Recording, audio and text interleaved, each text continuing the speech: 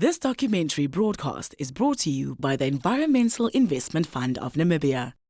The United Nations Development Programme, together with the Ministry of Industrialization and Trade and their partners, the Environmental Investment Fund of Namibia and Standard Bank Namibia, launched the Sustainable Development Goals Impact Facility on Monday, the 2nd of November 2020. The SDGIF will be used to provide mentorship grants and debt financing to women and youth in business, social enterprises, and micro, small, and medium enterprises. Fulfilling the promise of the UN Sustainable Development Goals requires multi-sectoral approaches that bring together expertise from a range of perspectives. The SDGIF, which is the short form for the Sustainable Development Goals Investment Facility. So it was deliberately titled like that because the idea was to put together a financing platform or financing vehicle this facility was targeted at micro, small, medium enterprises or MSMEs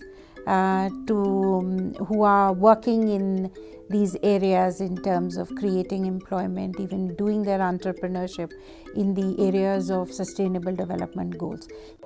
So the Sustainable Development Impact Facility, or the SDGIF, is a women and youth-based match grant facility. The facility is a partnership between the Ministry of Industrialization and Trade, the UNDP, Standard Bank Namibia, and the Environmental Investment Fund of Namibia. The facility funded businesses across 3 windows. Definitely, there's need for funding for SMEs, for women, for the youth, for the unemployed.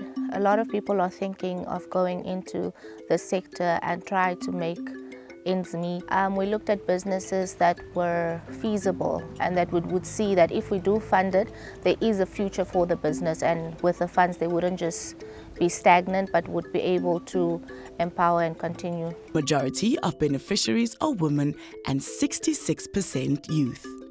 The leading economic sector that received the most grant applications under Window 1 came from the artisan sector, followed by agriculture. These funds were dispersed across the following regions: Khomas, Oshana, Irongo, Ochothonjupa, Xaras, Zambezi, and Kavango West. Currently, we are manufacturing, marketing, and also distributing the Mutete hibiscus juice, which is a local organic juice made in Namibia with local ingredients.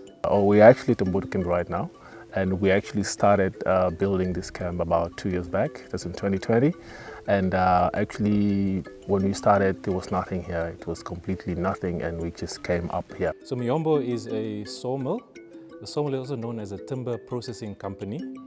So what we do here as phase 1, the company actually has 3 phases. We're in phase 1. We saw, as you see next to me, blocks. We saw those into planks.